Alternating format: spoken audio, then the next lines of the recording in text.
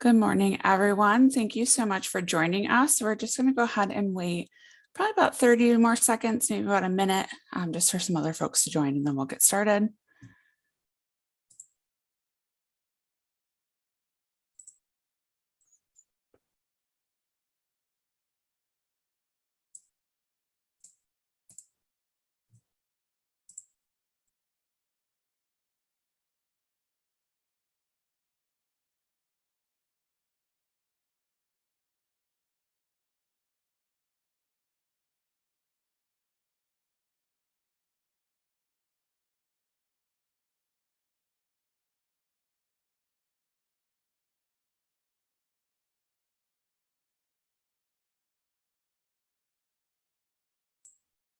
All right, so I'm going to get this PowerPoint set up so we can begin. Just give me a moment.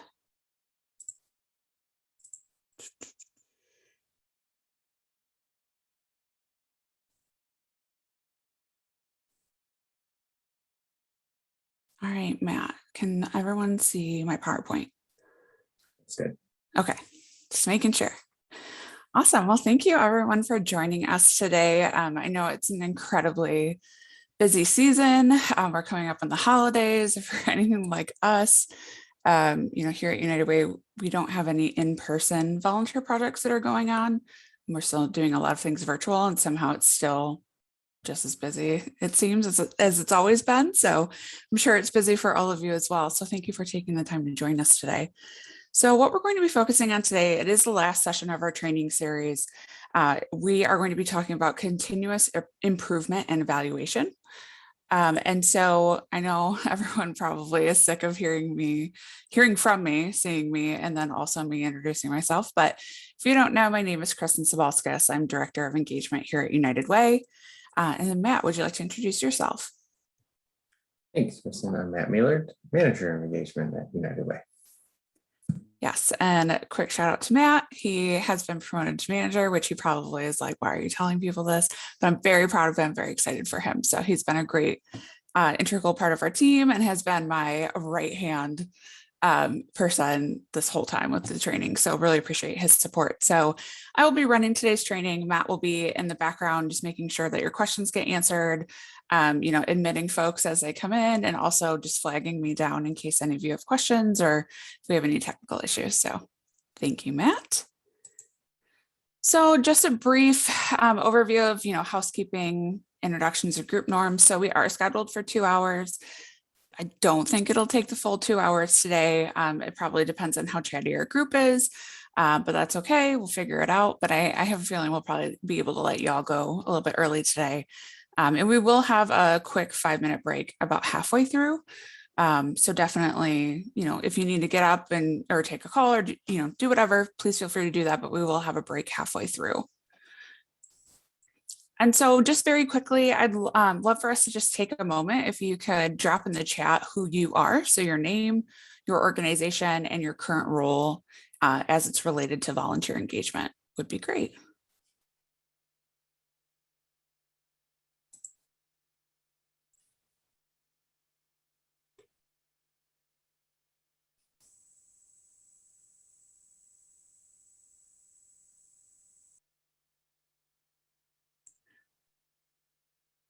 All right, there we go. I was going to say, don't be shy. You can just type it in the chat. You don't have to come off mute if you don't want to. Awesome. Thank you so much. Thank you for joining us. Okay, so as you are doing that, I'm just going to go ahead and continue some more housekeeping items before we jump into our content. So again, just reviewing our group norms that we set way back in session 1. So mute your microphone when you're not speaking. Also, I'll get into this, but if you don't want to speak today, you absolutely don't have to. So no pressure. Treat each other and our ideas with dignity and respect. Make space for everyone. Accept and respect discomfort, because that is how we grow. And then just remember, there's no such thing as a dumb question. So all of us here, our organizations are vastly different. We work with different size teams, different size organizations, different communities, different areas of work, and all of us individually have different levels of experience and time with our organizations. And so what may be something that's common sense to you may not be for someone else, especially if they're new to the volunteer engagement field. So just want to keep that in mind. Please don't feel weird asking questions. Please don't hold back from asking questions or asking us to explain something. There's no such thing as a dumb question. And this is really just for you to understand and have the education you need to, do better in your role at your current position. So then moving on. So our overall volunteer management training. So again, like I said, this is the last session of this training series. So we've covered organizational readiness, recruitment, placement, onboarding, and training, performance and relationship management. And then today is focused on continuous improvement and evaluation. So just so everyone knows, we have recorded all 4 of these sessions. We are recording today's session. We will send a follow-up email with all those recordings, as well as any supplemental materials and the PowerPoints as well. So anyone can have access to them. And just a quick note, since this is the last session, basically the way that we've run it this year is we had it bi-monthly. So I think we started in June. So I think we did June, August, October, and then now December. And so we will be relaunching this again next year. We're going to be doing some tweaks, adding some more content, probably some participant materials that go a little bit more in depth in terms of what we've covered in these trainings. And there was a session, I believe it was module 2, that had a lot of content that we might actually split into 2 sessions. So there's a lot of things that we're going to be looking at when we relaunch this again next year. But you can, if you're interested or have folks that weren't able to attend live, we are looking at probably mid-year, summer of relaunching it again to go through the series again. So just an FYI there. But like I said, we have everything recorded. So if there's anything that you've missed or you want to cover or have new staff that are coming on board, you can definitely share those resources with them. So before we jump into our objectives for today's training session, just wanted to cover what we learned in the last one. So the last one was around performance and relationship management. And so in that module, our participants learned how to provide the tools and strategies to ensure that volunteers feel supported, effective, and appreciated. They learned how to articulate the benefits of supporting and supervising volunteers.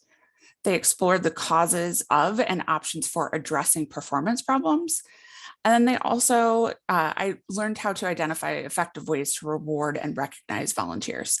So again, if any of that sounds interesting to you, when I send this session's materials out, I'll also send that sessions so you can take a look at it. So before we jump into our objectives for today, I would just love to hear from your perspective. What are you hoping to learn in today's training session? So at this point, you can either just drop it in the chat or you can come off of mute. But I would just love to hear, just a quick, what are you hoping that we covered today? What are you hoping that, you learned today? Would just love to hear where you're at right now.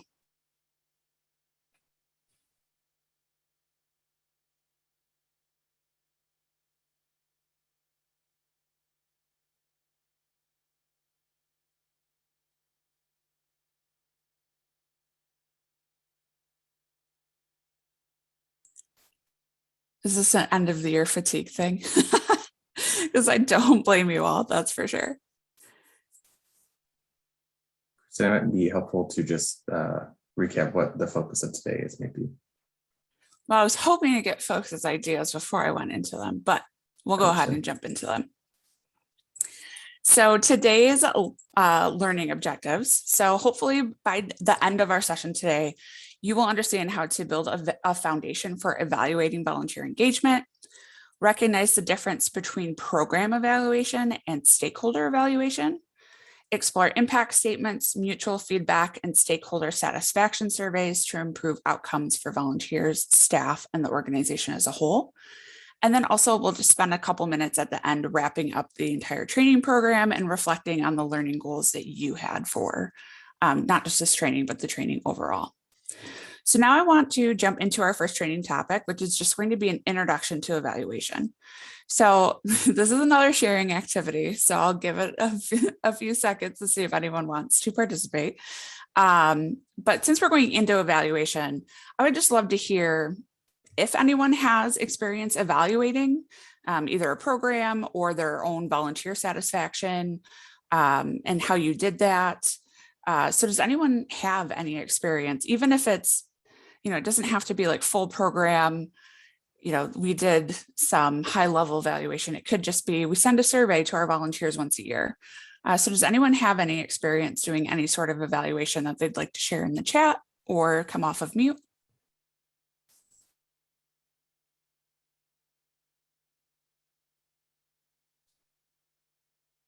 Awesome. Yeah, so I'm seeing we evaluated volunteer trainings, virtual programming, and there's a survey administered to volunteers after they complete a 6-week course, mostly surveys. We ask lots of questions, get some feedback, and sometimes do very little with it. I identify with that a lot. Yes, absolutely. I will share that here at United Way, we've gotten a little bit better, a little bit with evaluation. I feel like a lot of you will probably identify with kind of our journey as well. For example, way back in the day, I've been here for almost 14 years now. We used to do paper surveys at large volunteer projects. So if we had like an MLK day, before volunteers would leave, they would fill out a paper survey, and we did that. And we were really good about getting feedback, but we never did anything with the feedback. Which also partially that's because they were paper surveys, and it's like, who has the time or capacity to go through paper surveys? But we now do have electronic surveys that we send in thank you emails after projects. And so that is probably the extent of which we do evaluation, but we'll get into surveys a little bit later in today's session. Even if you aren't doing them, you might get some ideas of how you can, or if you are currently doing surveys, you might get some ideas of how you can tweak that. And yeah, it looks like, welcome, Trisha. No worries that this is your first session. They all kind of build off of each other, but not really. So today really is a standalone training. So don't feel like you've missed a ton. You'll be able to get some good nuggets, I think, out of today's training. And then, yeah, Allison shared pre and post surveys for programs, quarterly surveys to clients. Great. Awesome. So it sounds like we all have a fairly decent experience with surveys and with feedback. So I'm going to go ahead and move on. So let's talk about what evaluation is. So overall, the large definition, big picture definition of evaluation is a systematic collection of data to better understand and make decisions. However, what I want us to focus on for this training is that evaluation is a process to determine the strengths, weaknesses, and impact of your volunteer engagement efforts. So when we're talking about evaluation today, it is specifically around how do we evaluate the impact of our volunteer experience? And it's really from two different lenses. So one is what's the impact on the community, but the other is what is the impact on the volunteer? And are they having a good experience? So we'll be able to cover both today. So I did have another discussion question. So, and that I will say, this is all the types of discussion we're going to be doing today. There's no breakout rooms, there's no polls, just an opportunity to type in the chat. So what are some benefits of evaluation that you have experienced in your volunteer program? And I can go ahead and start while you're typing in the chat. I would say for us, one of the things is we're able to identify, one of the questions we ask is if volunteers felt prepared to show with the information that they needed to show up for their volunteer project. And that has been really helpful in identifying the ways in which volunteers want to be communicated with. Because if we just do like an email reminder, that may not get to everyone. And it also helped us kind of narrow down the type of information that needs to be in a reminder before a project. And so, yeah. IT training sessions with AT&T with each class, I would have to evaluate for each module, and I would always have to give feedback after each evaluation. Evals ask questions that may not be asked otherwise, and so you learn about things you may not have, even if you didn't conduct a formal evaluation. You get a whole new perspective on the event or the volunteer job. Yeah, gives time and space for volunteers to reflect. These are all really spot on for what we're going to be talking about today, because there are, as you can imagine, a lot of benefits for why we would want to do an evaluation. So thank you for sharing those. So jumping into those benefits. So obviously the first one is, you can gain insight into your volunteer engagement operations that you may not have otherwise. And I know we just mentioned that in the chat, so that was spot on. It can help you improve your volunteer support practices and processes. So, you may think that something like a process that you have set up is working really well for you, but it could be creating a barrier for a volunteer or a client that you weren't aware of. It helps you assess the effects of the program. So even if the volunteer is having a good experience, is it still impactful? And is it really making the difference that you're looking for it to make in a certain program? It helps you address and correct problems promptly and effectively, especially because one of the core things we talk about today is that evaluation needs to happen on a regular basis. And I'll go into what that means, but if you are evaluating regularly, or at least offer the opportunity for even your volunteers to provide feedback regularly, this will help mitigate any issues that may come up. And then finally, it helps you strengthen relationships and systems. So in addition to the benefits of evaluation that we just discussed, evaluation can also, provide adequate data that we can take to make critical decisions about our volunteer engagement efforts. So an example I'll give, and you may be familiar with this program that we have, you may not be. We've been operating a 211 volunteer program since April of 2020. And really that was created because, as you can imagine, with the COVID pandemic, we had our 211 department had just a ridiculous influx of calls of folks needing help, which makes sense during the pandemic. And so we were able to create a volunteer program that supported our call center representatives, where we trained volunteers to take COVID specific calls.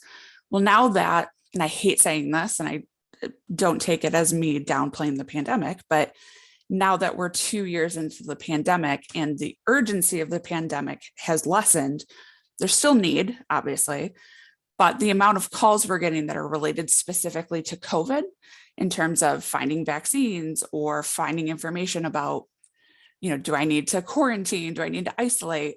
That's not a need so much anymore. And so one of the things we're doing right now is we're evaluating internally from a program perspective and with our volunteers on what the next iteration of this program looks like, because right now it's not operating at the same capacity as it was in April 2020. And so we're like, do we keep doing it, or do we at least modify it in a way that makes sense, that's impactful, but also an impactful experience for the volunteers?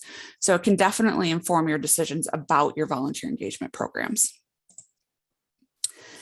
The next one is it also provides the opportunity for you to continuously improve your services to the clients in the community, but also the volunteer experience. So again, that's really touching on that kind of two-prong approach. You want it to be impactful and benefit your clients and community, but you also want the volunteers to have a good experience. And then finally, it gives your organization the data you need to tell your story better. And another thing that we'll talk about is impact statements, and even getting stories from your clients, from your volunteers, and how you can really weave that into telling your organization's story. So let's go into a few examples of each of these buckets. So when we're looking at informing decisions about volunteer engagement, it helps you anticipate future concerns and avert major problems. Because if you're doing this regularly, it is allowing both the community and the volunteers to tell you when things are maybe going off the rails before they go off the rails. And it gives you that information to be able to say, this might be an issue in the future. Let's figure out now how to take care of that or how to solve for that. It also helps you analyze the costs and benefits of volunteer engagement, because sometimes, and I'm sure we've all experienced this, the amount of time and effort we've put into a volunteer program doesn't always match the return on investment. And so sometimes if we're realizing that we're putting a lot of work and a lot of time into a volunteer program that's not really making the impact that we thought it would make, then that's a good time to sit down and say, okay, how can we modify this program to either be more impactful, or how can we make it an easier, less stressful, less work process up front? It also creates buy-in from everyone who's involved. And this is not just from the volunteers' perspective. So this is all stakeholders, paid staff, your leadership, clients, the community, funders, your volunteers. This includes a wide variety of people. And then finally, it also stimulates or supports needed changes. So one of the great things, and I'm going back to our 211 program example, is one of the things that we were able to show is at the height of our volunteer program with 211 in the pandemic, volunteers were like so busy on their 3-hour shifts of answering calls that they were taking dozens of calls in their 3-hour shifts. We're now at the point where they're getting like 5 in a 3-hour shift. And so that's a data point that we're able to bring back to our internal cross-functional team and say, yes, there's still a need, but having volunteers answer just COVID calls may not be the best decision because they're only getting 5 in a 3-hour shift. So it can really also provide you those data points that back up a change that you know you need to make, but you may not have buy-in yet from anyone else in the organization. So it really helps with that. Now, improving client services and the volunteer experience. So this can be used for setting goals for future volunteer involvement. So depending on the experience of your clients and your volunteer, you may say, you know what, we want to set some goals around satisfaction. Like the volunteers aren't getting what they need out of it, or the clients aren't getting what they need out of it. So how can we set some goals around what that looks like? And then it also helps, again, with informed program improvements. So you may have your program set up one way and you set it up, you implemented it, and in reality, what you put on paper didn't really translate to real life. And so this will really help you go back and say, okay, we need to restructure this piece of it. And then finally, helping your organization tell its story. So when you're doing evaluation, I mentioned stakeholders, you're able to gather various viewpoints from everyone who's involved, and everyone is going to have a different perspective based on their role within that program.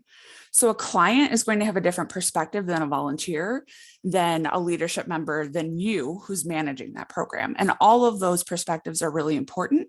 And each one can help you piece together a larger picture of really the impact of that program and the work that your organization does. And really that leads into the second point, which is gaining a profile of the current program and what that big picture is. So going into metrics as well. So some of these, you may already be tracking. Some may be like, one day I'd love to track this, but I don't have capacity to do it now. That's okay. But I wanted to go over just some basic types of metrics that you could be tracking to help you with evaluation. So the first is really just kind of keeping track of the numbers. So this could be the number of volunteers, the number of hours, number of clients served. Another one that we do here at United Way is number of projects that we host. And so this is really kind of those base level, like they're typically somewhat easy depending on what your internal tracking looks like and how you manage volunteers. But a lot of times these are the base metrics that you'll see a lot of organizations share. Is just the number of folks that were engaged, the number of hours, number of clients we served, number of meals that we served. Demographics may also be something that you're interested in. And I know I speak from experience, even from an organization as large as United Way, it can be really difficult to track this information, but you may want to track some of these as such as gender, age, ethnicity, education. There's a whole host of demographics that may be needed for what your organization is doing, what your work is doing, and what you're looking to accomplish. There's also, and I will say this is another big one that we haven't even quite figured out yet, is really looking at what percentage of our volunteers also donate to us. And so there's a lot of different challenges that come with that. You don't always get donor data. You may not even have the data to compare lists of donors and volunteers. That's okay. This is just another thing you may want to think about for the future, or may even want to bring up with your leadership team. And then finally, I feel like a lot of you are probably familiar with this, but also the dollar value of donated time. So the independent sector is an organization that kind of determines what that dollar amount is for volunteer service every year. And so currently the national value is $28.54.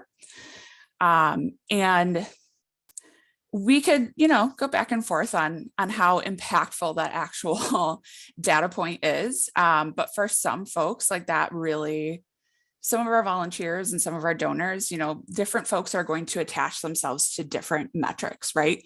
And so depending on the audience that you're working with or who you're trying to attract or recruit, whether they're funders, volunteers, donors, whoever, a lot of times we'll try and paint a larger picture with all of these types of metrics, but sometimes you do get folks who are like, wow, that dollar value, because 28.54 really adds up per hour per volunteer.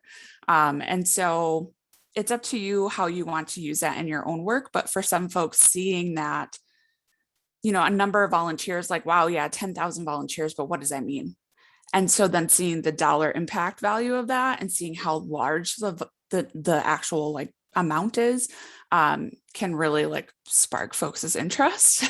So it's really up to you on how you want to use these data points, but did just want to touch on the different data points that are available and different categories that you could kind of look at for your own work. And so going into focusing on your evaluation, as I mentioned, there's kind of two types.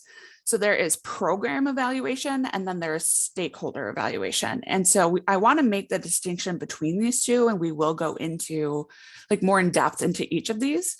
But one thing I did want to point out is program evaluation is typically a lot more difficult than stakeholder evaluation for a lot of reasons, but we'll get into that. So overall, program evaluation evaluates your systems and your operations. It assesses your volunteer engagement overall. And it also examines the impact. So it's the impact of the volunteer engagement on the community. So, what was the impact of volunteers mentoring high school students 2 times a week for 6 months? What was the impact? What changed? But then when you look at stakeholder evaluation, that is more on an individual level. So that is really evaluating the experience that your clients, your community, your volunteers are having. So it creates space for mutual feedback, which we'll go into. It assesses staff and volunteers individually and evaluates people and satisfaction. So those are the two difference. One is more impact of the program, and then the other is individual satisfaction of like the individuals that are actually participating in your programs. Oops. Wow, I went real quick there. Okay, there we go. Sorry about that. So setting clear expectations before you begin is a major, major part of doing any sort of evaluation. But what I want to look at here is measuring the impact of volunteer engagement on programming has benefits and challenges, as does everything. I am really bad at clicking today. There we go. So some of the benefits. So it measures the impact the volunteers have on the mission of the organization. It focuses on the results, not just the activity. So it's not just volunteers did this, it's volunteers did this, and this is what resulted from it. This was the impact on the community. And it also identifies what has changed in the lives of individuals, families, and organizations or the community as a result of your volunteer efforts. But there are some major challenges that especially nonprofits with limited capacity faces if you want to do program evaluation. So that's the research tools are to do an actual effective program evaluation are limited, and they're usually pretty time consuming. They can't strictly evaluate the exact impact of a volunteer because obviously there's no direct correlation usually between what a volunteer has done and then the impact we see in the community. It's usually a lot of different factors that go into making an impact on the community. And so we know it's not just that a volunteer did this and this is the impact of it. We know there's other things that play as well. And then also it's difficult. It's just a really difficult thing to identify the evaluation tool that you want to use. Is it the right tool for the program you want to evaluate? Who is going to do the evaluation? Who is going to evaluate the results? I mean, it's a lot, especially for organizations that are smaller or have more limited capacity. But there are some things that you can gain from it that we'll talk through that will help your organization, even if you're not able to kind of do a full term evaluation. So I mentioned this earlier, but one of those is impact statements. And so, storytelling, while it's not quantitative data and it's not necessarily showing you, the numbers or the direct impact, having a narrative around the experience of what your clients and your community are experiencing can be really, really beneficial. And not just telling your organization's story, but also when you're trying to recruit more folks to join your mission. So whether that's donating, or advocating for your organization, volunteering, whatever that might be. So creating an impact statement, especially for a specific program, can really help you evaluate what your program is doing in terms of impact, but just in a different way. Instead of saying, because of this volunteer service, 900 families were no longer hungry, which that's a gross oversimplification, but that's not something you may be able to say, but you can tell a similar story based on impact statements that you gather from your clients and your stakeholders that are involved. So here's some of the questions that you can ask. So when you're looking at your program and the volunteer experience, what will change because of the volunteers' involvement? In what direction will it change? What will happen to create that change? How will the change be identified and tracked? How will it be measured? How will we know that the volunteer service is what impacted the change? And really, that's kind of the crux of what we're talking about. That can be a really difficult question to answer. And then, how long must the change remain in effect before being considered successful? So really, what you want to do to get to the heart of your impact statement is continue asking, so what? So we're going to go a little bit deeper into an impact statement example.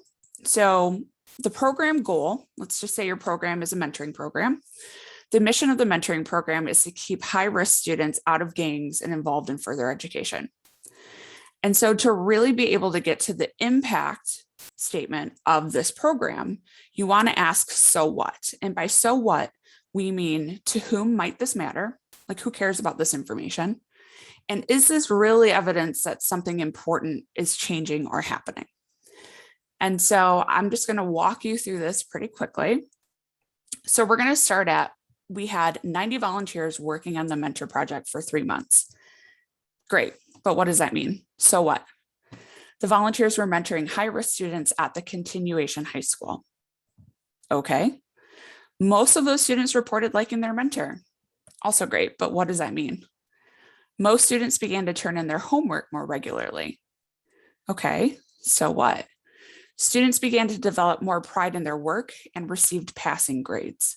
So now we're starting to get more to the meat of what is actually an outcome or the impact of the volunteers' efforts in this mentoring program. So continuing it even further, as a result of their better grades, many were able to transition back into regular high school. That's great, but what does that mean? What is that impact? Here's where we can go even deeper. So 59% of high-risk students who were mentored for a minimum of 3 months by a caring adult tested higher on standardized tests, got after-school jobs that they kept for 2 months, and were expressing interest in additional education to prepare them for work. That is great, but how does that relate back to our original mission, that a mentoring program can help keep students out of, I'm trying to remember actually what it was, but keep them out of gangs and off of drugs? Like, how does that relate? And so finally, we get to the statement where we say it has been statistically shown that students who are able to keep an after-school job and are motivated to get additional training and education for future employment, they have a 70% less chance of breaking the law and becoming dependent on drugs and involved with gangs. And so if you can really work through step by step and ask yourself until you can get to that statement where you can match the volunteer experience with the mission of your program, that is your impact statement.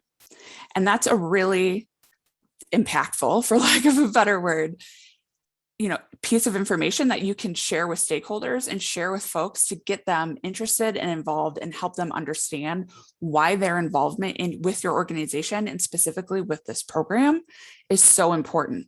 And again, this exercise, okay, so this kind of feels like we're, at the end of a program, right? A lot of times we'll evaluate at the end. This can also be tied to the beginning of a process where you are taking this impact statement and this is what you're using to recruit more volunteers, to recruit more donors. And again, I want us to kind of move away from thinking of evaluation as we did the program and now we're evaluating it. Evaluation should be a continuous process that happens throughout a program because you don't want to wait to get to the end to find out what did or did not work. And so this is a great example of how you can get data that's qualitative, that really tells the impact through storytelling while the program is still happening. So I know that was a lot of information. And so what we're going to do now, no, it hasn't been super long. It's only been about 40 minutes, but we are going to take a quick 5-minute break here. As I said, I feel like we're probably going to end early today, but we are going to get into stakeholder satisfaction next. So we kind of did program evaluation first. We'll do stakeholder satisfaction next. So if we want to go ahead and take a 5-minute break, I will see you back here in 5 minutes.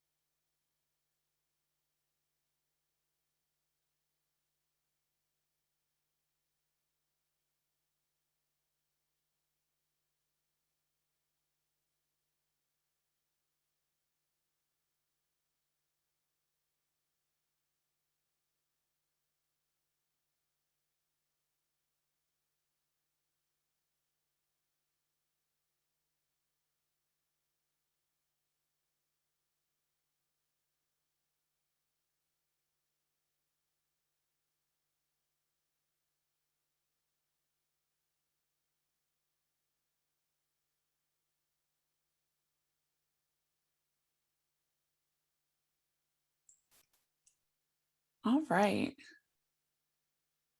It is been 5 minutes, so we're going to go ahead and continue on with the rest of our presentation. So again, like I said, we're going to go into stakeholder evaluation. So a lot of times stakeholder evaluation is a much more accessible way of evaluating, especially because, you know, it's just as volunteer managers, we have more control over who we can reach out to. You know, it doesn't take as much capacity or time or even funding. So we're going to jump into that now. So there's two types of stakeholder evaluation that we'll be talking about. The first is mutual feedback, and then the second is stakeholder satisfaction. So again, two types of evaluation. So does anyone want to share in the chat what is mutual feedback? Does anyone know what that is? Does anyone want to take a guess? Have you done it before? I would love to hear if anyone has experience with this or just what your thoughts are on mutual feedback before we jump in.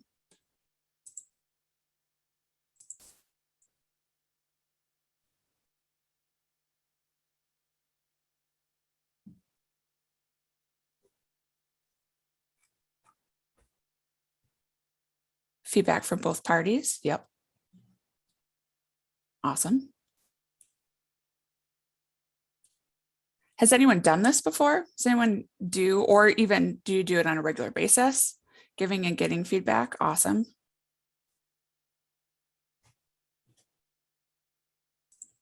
Okay, I'm going to go ahead and jump in. So yes, often. That's awesome, Allison. I love that. Okay, so mutual feedback. So successful mutual feedback is really about providing ongoing and periodic opportunities for communication between the person who assigns the work and the person who performs it.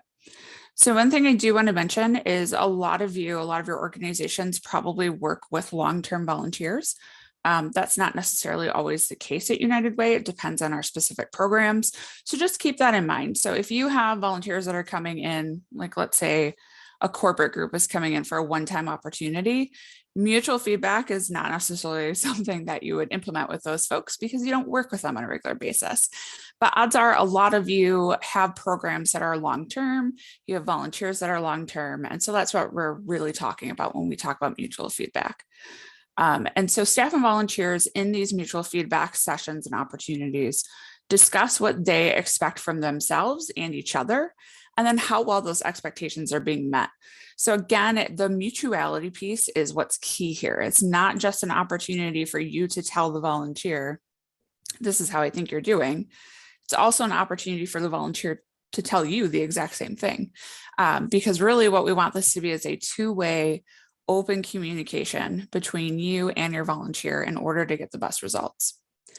And so mutual feedback is both an ongoing feedback loop and scheduled formal conversations or meetings that are documented. And you should do both. You should not do one or the other. Really, the way I look at it is you should have regular check-ins with your ongoing volunteers that are scheduled. You know, it could be once a week, it could be bi-weekly, it could be once a month, where they know that they're going to sit down with you. They know what the agenda is. They know that they can share. But also you have an open door policy to where if they feel like they need to share something with you or have feedback, they can come to you at any time. So you really want both to be happening. You don't want just one or the other. Because again, and you know, if any of you have supervised staff, it's kind of the same, honestly, the same logic. You don't want to wait. And I tell the folks I supervise, if there's an issue or there's something you need my help on, don't wait until our next scheduled one-on-one to tell me. Come to me when you need me. And so we want to take that same approach with volunteers as well. So going through these, mutual feedback should be a lot of these different things. So they should be non-threatening, constructive, supportive, flexible, and empowering. They can be formal or informal, which really depends on your organization's culture. It should be also explained and introduced when a volunteer enters your organization. So when you bring on a new volunteer, you can say, I have an open door policy, or however you want to explain that. But also I'm going to be scheduling regular meetings with you so that we can mutually share feedback with each other to make sure that you're getting what you need out of it and that our expectations as an organization are being met. If you set that precedent at the very beginning, I mean, there's a lot of benefits from it, but you never want to spring feedback on a volunteer. You want to really set the precedence that this is a part of our culture. Feedback is a part of our culture, and we appreciate and value your feedback as a volunteer. Again, it must be mutual. It should be based on previously agreed upon standards, position descriptions, deadlines, etc. Obviously, things can change, but again, we don't want to spring things on volunteers. So if we're expecting a volunteer to accomplish A, but we never told them they were going to accomplish A meeting like this might be better to say, hey, I'd like to introduce this into your role versus you haven't been doing this and I've never told you about it before. So I think you can probably figure out like why that would not be a great idea to do that. And then finally, it should determine how the organization and the volunteer achieve their goals. And something, this is something a lot of times we'll say, feedback and, sharing how we're feeling. And a lot of times it can be seen as a negative thing, and it really shouldn't. Like we should be setting ourselves and our volunteers up for success to where we're looking forward to this, because it is for our mutual benefit that we are really sharing how we're feeling about the volunteer process, how it's going. A volunteer coming to you and saying, hey, this isn't working is not a bad thing, because that volunteer is invested in your organization enough to say, hey, like, I think we could do better. And you want that to happen because we want to be better. We want to do our work better. We want to have a bigger impact on our community. And so these things should be something that we all look forward to. It's just a matter of how you build it into your culture, because a lot of times, like I said, especially for someone who's non-confrontational, which I totally am, like giving feedback is not something I'm always comfortable with. But if you can set that precedent and that mutual respect between each other, then it takes away any awkwardness or any negativity. It really should be a positive thing. So we kind of already covered this, so I'm actually not gonna, if you have any additional thoughts, we kind of already did this, I realize, but if you want to share some of the benefits to mutual feedback, feel free, especially if you have any examples that you've had in your own work of mutual feedback that's been really positive. Feel free to drop those in the chat, but I am going to go ahead and just keep going. So feel free to drop those in the chat as I'm talking. So benefits of mutual feedback. So this is a time to express appreciation to the volunteers. So that's also sometimes called valuation feedback. And that's something, we talked about in the last session, is really how do you recognize volunteers? And this is one way that you can do that, is in your feedback meetings to say, hey, I noticed that you did this. You've been doing a really great job, and we really appreciate your efforts and your involvement. It's a statement that both volunteers and supervisors are held accountable. So not only do volunteers feel like they're valued enough to be held accountable for what they're doing, but they also feel that same mutual feeling towards you as well. So they feel empowered to come to you and say, hey, I know this is our goal for this program. This isn't working. I think we could do it better. Volunteers a lot of times will have perspectives that we just don't see, because for volunteer, this is probably like the one thing that they're focusing on at your organization. And if you're anything like us at United Way, we know that I don't have just one program that I'm overseeing. I oversee like a million things, right? So we may not always have a clear line of sight into the same things that a volunteer does. Volunteers also, we need to remember that they want success and they want feedback. So volunteers don't volunteer just to be negative and just to rip things apart. Hopefully, I would say that probably doesn't happen very often, because if you're actually taking your time to go and donate your time to volunteer, I would guess that you're not there to just like bring an organization down from the inside. But volunteers want that feedback. They want to do a good job. They want to make sure that they're actually making a difference. And obviously tailoring the way you communicate that to a volunteer depends on the individual volunteer. But if you're looking for more information on how to do that, that was covered in our last session. So just wanted to plug that as well. So mutual feedback also is a chance to plan for ways to improve the relationship in the future. So you might realize that a volunteer was placed or said they were interested in a specific position. And either the volunteer has realized or you have realized that maybe the position they're in is not the best suited for them, and there may be a different placement that's better. Or you may realize that a volunteer is really good at certain aspects of the position that you put them in, but they may need additional training on a key part of it. And so it's really an opportunity for you to work with them to say, hey, I know that you told me you had discomfort or were uncomfortable performing this part of your role. Is this something that you'd rather be moved off of? Or if we could provide additional training on this, do you think that would help? So really it's that two-way, again, conversation and communication to not only help improve their experience, but also improve their impact on your programs as well. It's, again, a time for renegotiating working agreements. So like I said, maybe they're just not a good fit for that position, or, maybe there could be something that comes up that you're like, they're not a good fit for our organization for whatever reason. And because you have this open, regular, consistent communication with them, this is a time when you can discuss those things. It also offers the volunteer the ability to express their own concerns and quote unquote escape an unfavorable situation. So while sometimes you may realize that a volunteer is not a good fit, a volunteer may also realize they're not a good fit. And so they may be comfortable, if you have this mutual feedback process, to come to you and say, I really enjoy supporting your organization. I want to continue doing so, but I don't think this is the right capacity for me. Is there something else I could be doing? And so it empowers them as well to be able to advocate for themselves. And then finally, again, this is kind of all leading into this, but the supervisor and the volunteer can share concerns and, if warranted, be dismissed, or they can dismiss themselves. You can dismiss them. Obviously, that probably happens in very like more intense situations.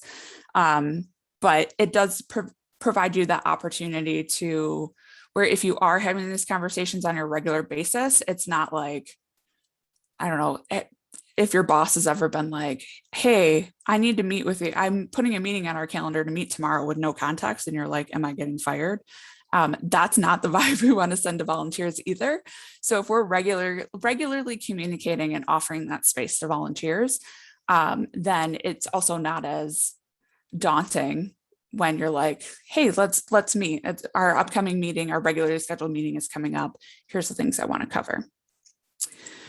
So now I'm going to take just a little bit of a deeper dive into formal mutual feedback conversations. So again, what we talked about, I think on the last slide, was you want to have like kind of that open door policy where a volunteer can come to you at any time. You can share feedback with a volunteer at any time, but you also want to have more formal meetings set up on the calendar. And again, that cadence is up to you. But if we're looking at the steps of an actual mutual feedback meeting, so before the meeting, some of the things you might want to do is establish clear volunteer and supervisor responsibilities and success indicators.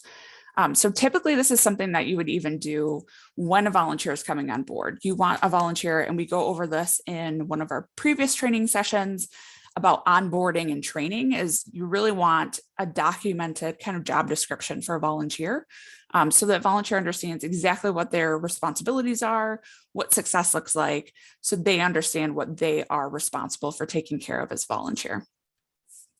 Check in with the volunteer and provide support regularly. So again, this is outside of the formal meeting, just checking in with them, seeing how they're doing, greeting them when they arrive for the day, and building that relationship and that rapport with them. And then you can even have the volunteer fill out a self-assessment form. I can send an example of one with the materials after the training, but really just using that to kind of guide your conversation with them can be really helpful too, just to see where they're at. And then it helps you kind of navigate the conversation. It identifies areas you may want to focus on. And it's kind of similar to actually how we run our one-on-ones with staff here at United Way. We ask them to send in an agenda, and then we provide our agenda items so that both parties know what we're going to talk about and can prepare in whatever way they need to. So it's kind of a similar thing.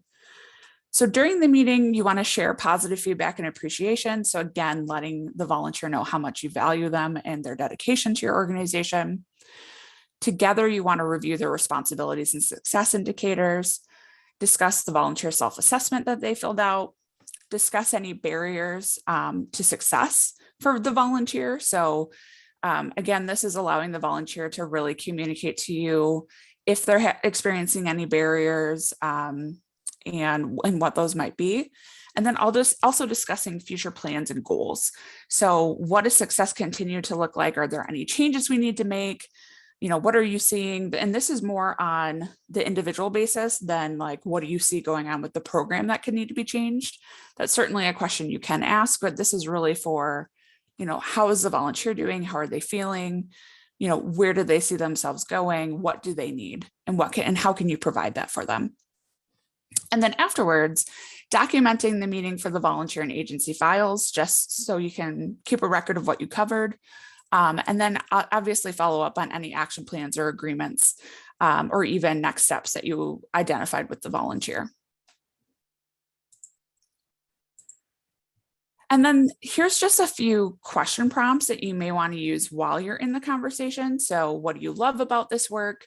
What do you not enjoy? What could we do better? And then where and how do you want to grow? This is also a really great opportunity for you to understand a volunteer's motivations and what keeps them coming back. And so that can also lead into impact statements or just having that storytelling aspect, because one thing that we've experienced is working with volunteers, we may realize that a volunteer has a story that's really impactful of why they volunteer with their organization. And it could be a really personal story. And a lot of times I keep doing it. I'm very sorry. I keep flipping all my slides. So sorry to the people who are also going to be watching this as a recording. Apparently it's a really great day for me. But a lot of times once you get to know a volunteer and you really learn what drives them and why they volunteer with your organization, they can become a really fantastic advocate or storyteller on behalf of your organization. And so, we have built relationships over the years where volunteers have gone from just volunteering, a few times a year with us to regularly to, taking a leadership role on our board. And so you never know where that relationship will go. And so this is a great opportunity to just really learn why your volunteer is there and what keeps them coming back as well. So again, mutual feedback. So outcomes for mutual feedback can range from applause to dismissal, right? I mean, depending on the volunteer, it could be anywhere in that range. And that's either by the organization or the volunteer, because we also want to give the volunteer and not be hurt by their feedback. Sometimes it's just not a good fit. And it literally has nothing to do with the way that you've run things or the work that your organization does. Sometimes it just isn't a good fit. And individual volunteers have all kinds of different reasons for that. Take these opportunities as well to discuss a volunteer's readiness for new challenges or if they need a break or a change. One of the things we've learned in our 2-on-1 program is we'll have folks come on and they volunteered for 6 months and then they were like, I need to take a break. I've been doing this once a week for 6 months and I love this program. I want to come back, but I need to take a break. And because we've allowed them to have that mutual feedback space, they feel comfortable coming to us and telling us instead of just completely ghosting and then we never hear from them again. Also, if there's been low productivity or performance problems on the part of the volunteer, this is an important time to discuss any remedies and just document action plans. And again, like a volunteer knowing that you're having these ongoing conversations to them won't feel to them like you're springing something on them. They'll be aware that there are some things that they want you to work on, want you to improve upon. And then a volunteer is more likely to also work with you to get those things done and to improve. And then finally, regardless of the outcomes, whether that volunteer is just appreciated or they end up in dismissal, you want to make sure that there's that mutual appreciation. So regardless of where their role ends up, you want to make sure that they understand that their dedication, their interest, their service to your organization was appreciated. And that will also help them continue to be a champion for your organization in the community, even if they're not involved as a volunteer anymore. All right. So stakeholder satisfaction. So this is really, if there's a kind of easy way to think about this, it's really kind of thinking about customer satisfaction. And a lot of this is, and as we discussed earlier, a lot of the ways in which we evaluate satisfaction are through surveys, which is great. And it sounds like a lot of us have familiarity with that. So the first is really asking for feedback from your customers. And so again, I've talked about this before, your stakeholders are a lot of different folks coming from different areas. So it's volunteers, that's paid staff, clients, your executive management team, funders, community, it could be your board. And so, you may not regularly get feedback from all those different sources, but those are just a lot of different stakeholders that you may want to consider bringing into the feedback process at different points, either in a specific program or your volunteer work overall. And so a lot of this qualitative information is gathered by surveys, interviews, and focus groups. I would say surveys are probably the most used because honestly, they're the easiest to implement. Interviews and focus groups obviously take a lot more time and planning in order to execute. So we'll go into surveys in a couple of slides, but first, let's just take a look at the benefits and challenges of stakeholder satisfaction. So the benefits, satisfaction of stakeholders greatly impacts the success of your volunteer engagement efforts. It identifies major strengths and weaknesses from the perspective of your customers. It gains buy-in from staff for volunteer engagement. That's something that we covered in our very first session of this training series. And then it can also inform volunteer recognition. Now, some challenges. So the answers aren't accurate if there are organizational trust issues. I would also say sometimes, a volunteer may have not the full picture of a certain program or a situation. And so they evaluate based on what they know without knowing the full picture. So that can come up. Must prepare those taking the survey regarding reasons for, what in the world does that say? Sorry about that.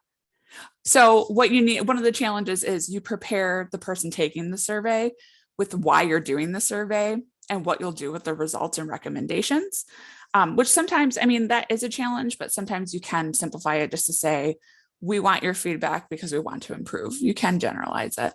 And then you must take action. So you need to use the information or at least report back. Specifically, if you are doing a survey with some of the higher profile stakeholders. So if you survey your board, you have to be prepared to do something with that information, because I can guarantee you there will be at least one person on your board that won't let it go until they see what the results have been, which is something you would want to do anyway, but just wanted to point that out. So those are some of the benefits and the challenges. So these next few slides, just wanted to cover some kind of sample questions that you could use for different audiences. So the first is paid staff. So sometimes you will want to conduct surveys of your own staff to see how they feel about volunteerism, how your organization manages volunteers, and what their involvement is. So you could use the Likert scale, where it's like, on a scale from 1 to 5, 1 being this, 5 being this, how would you rate this? So the time and effort I invest in supervising volunteers is well worth it because of the benefits accrued from volunteer service. You might also say volunteer participation enables me to perform activities and tasks I would not otherwise be able to do so. You can also ask for their proficiency rating from their perspective. So, strong, average, or weak, how good are you at designing positions for volunteers? How about volunteer recruitment or interviewing and screening? This can be a really great tool, especially for folks that are in the volunteer space or manage volunteers in your organization, where you can identify where the strengths and weaknesses are. And so if you have someone who feels they're not good at volunteer recruitment, but they're in charge of volunteer recruitment, but you have somebody else on something else that's really good at recruitment, you could even look at swapping. So that's something that's could be really beneficial to ask on a paid staff survey. And then finally, also offering open-ended questions. So for example, what do you see as the major problems or barriers to utilizing volunteers more effectively in our organization? So allowing folks to kind of really give their own narrative as to where they can see the challenges, what improvements they could see happening, also helps you gain buy-in from staff that may not be directly involved in volunteers, and also helps you just get their perspective that you may not otherwise have because you are in the weeds of managing volunteers, and some of these folks may not be. And then stakeholder survey for administrators. So this is, I would say, more like leadership level type folks that are a little bit more out of the weeds, more big picture, maybe manage teams, and really, asking them some open-ended questions such as, how clearly do you think the role of staff in engaging and supervising volunteers is defined in our organization? How might we do this better? How do we evaluate staff as to their work with volunteers in the organization? And how could we enhance our orientation to new staff to give more information and review expectations about our volunteer program? So these are some really great questions, especially for folks that don't work. So like, for example, our senior director in the engagement department would have a lot of volunteer perspective answers on these questions. However, someone who may be a senior director of a different department that understands volunteerism but doesn't work with it on a daily basis would also have a different perspective on this. And it'd be really great to get their perspective because they're just going to have a completely different view. And these may not even be questions that they've thought of before. And so it's a really great way to get buy-in from higher leadership, executive level, but also get their viewpoints on ideas you may not have thought of in order to gain organizational support for your volunteer programs. And then finally, in terms of surveys, the volunteer survey. So there's all different kinds of things that you can ask on a volunteer survey. And it really depends on if it's a program specific. So I want to know your experience with the specific program, or if it's with the organization as a whole. You can also include kind of all of that in a survey. But a couple of the main things that we've seen. So again, using a Likert scale 1 to 5, how would you characterize your orientation prior to volunteering with us? How would you characterize the support given to you by staff or leadership volunteers at our organization? How would you rate the training and coaching you have received? What would have made it better for you? And so this is a great opportunity to not just evaluate their current experience. So, do you like what you're currently doing? But all the different aspects that we've even covered in the training from beginning to end. So, how are you being communicated with? Is the information we give you enough? Was the training enough? Do you like what you're doing? What opportunities or challenges are you facing in your volunteer role? You really can ask the gamut of questions to a volunteer, and really make it more comprehensive than just, how do you like volunteering with us? And then there's also the opportunity to ask them open-ended questions as well. So what are our volunteer programs' greatest strengths and weaknesses? Or what suggestions do you have for improving the volunteer experience? So these are just some sample questions. I can send out some additional ones afterwards as well. In the supplemental materials, we have a few sample surveys that we've gotten from Points of Light, the Points of Light Foundation. So we will share those with you as well when we send out the recording and the PowerPoint and all that afterwards. So that is the bulk of the content that we're covering today. I know it's been just a little bit over an hour and it's a lot of content, but I would like us to kind of wrap up and discuss what next steps are for this group. So the first thing I want to do is revisit your learning goals. So hopefully look at your learning goals from this session. Did we address them, and what additional learning are you seeking? So if you could put in the chat right now, or even come off of mute, depending on your comfort, just let us know, like, what stood out to you, what are you still looking for? What could you've gotten more information on? Because odds are we may even have some additional resources that we can send out afterwards so that you can continue your learning past this session. So if you want to go ahead and either come off of mute and share that, or drop that information in the chat, that would be great. And we'd be happy to address those.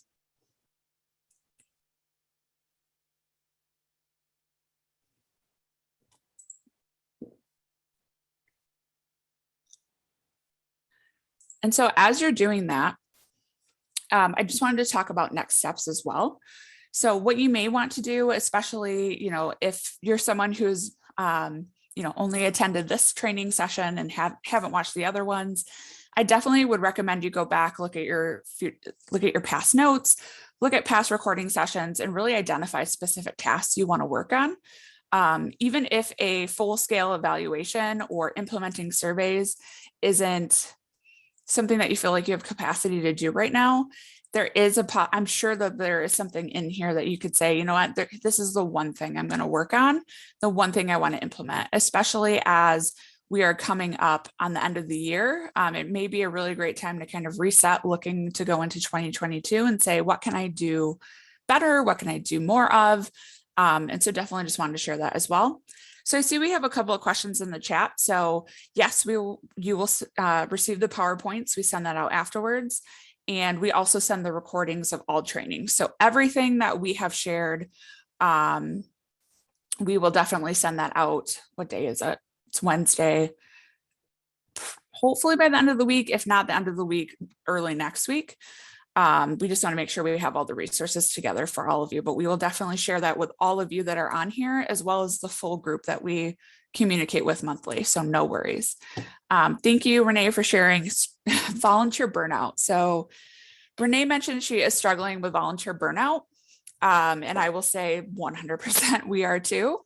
And so I will look to see if we have any resources that we can share with you all on that. But that may even be something that we want to send, an email out or a survey to our partners just to say, like, what are you seeing? How are you handling it?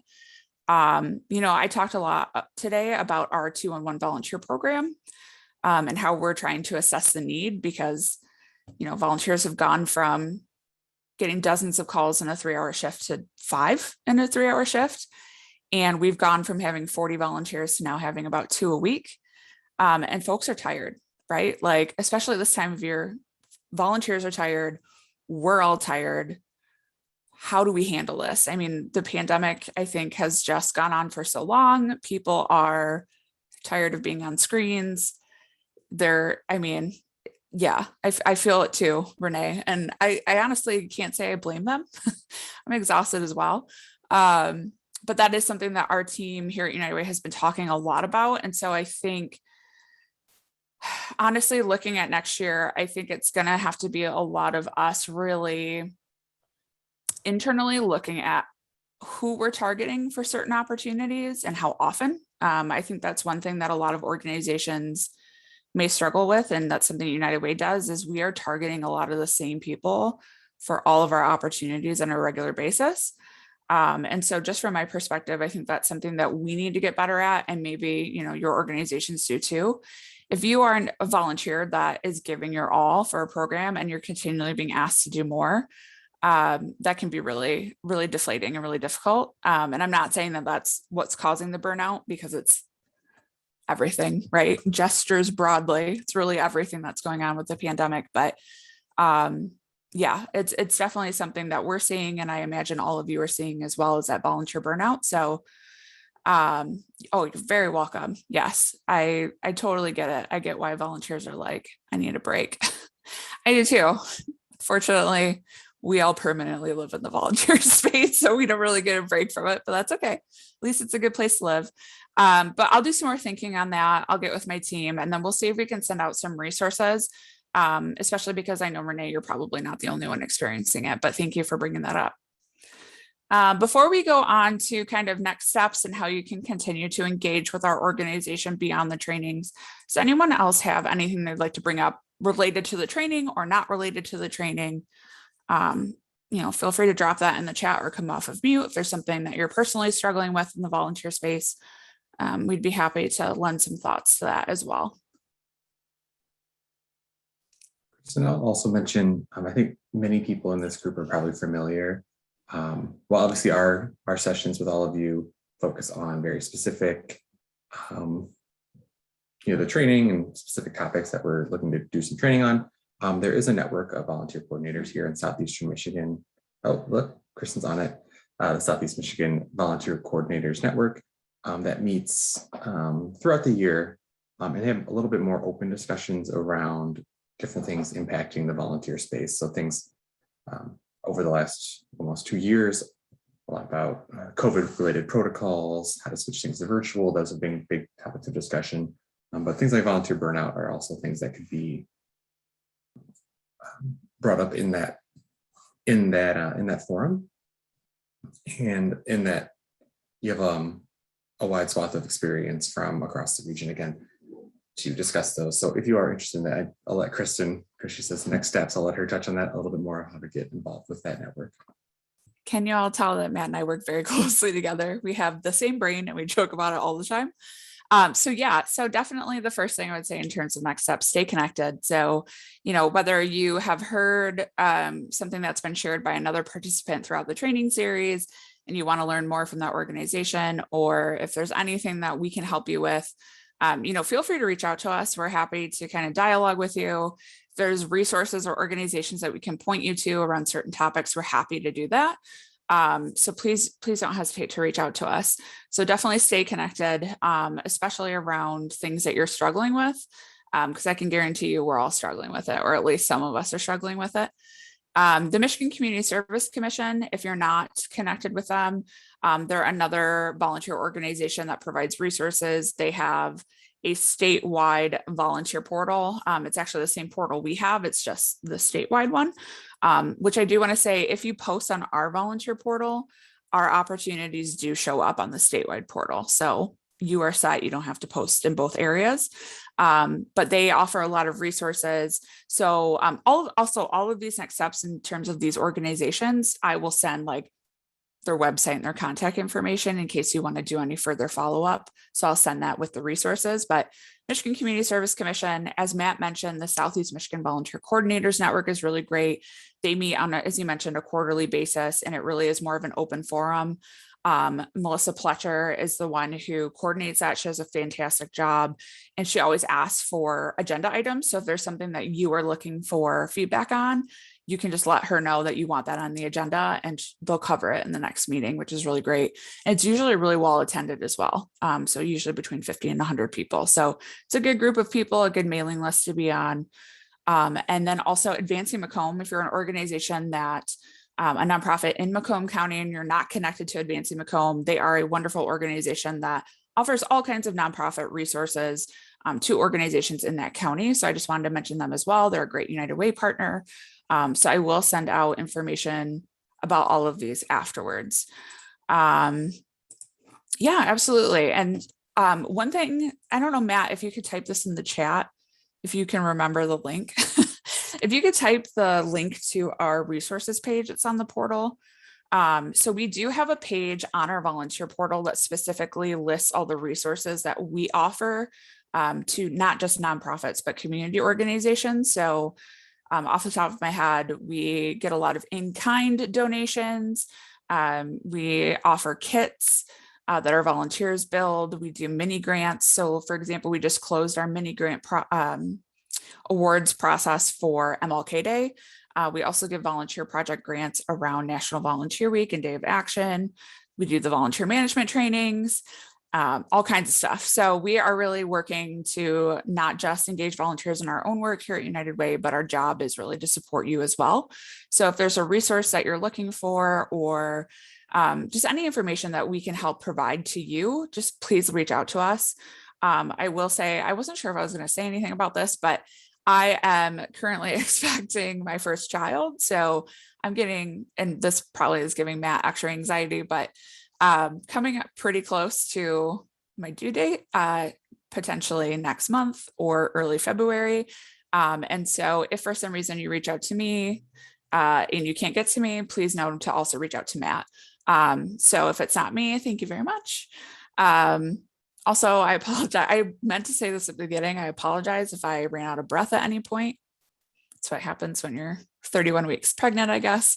It's really hard to talk. But so if you need anything and you can't reach me for whatever reason, obviously you can reach out to Matt. Both of us are more than happy to support your organizations. And we just thank you so much for your service, for partnering with us.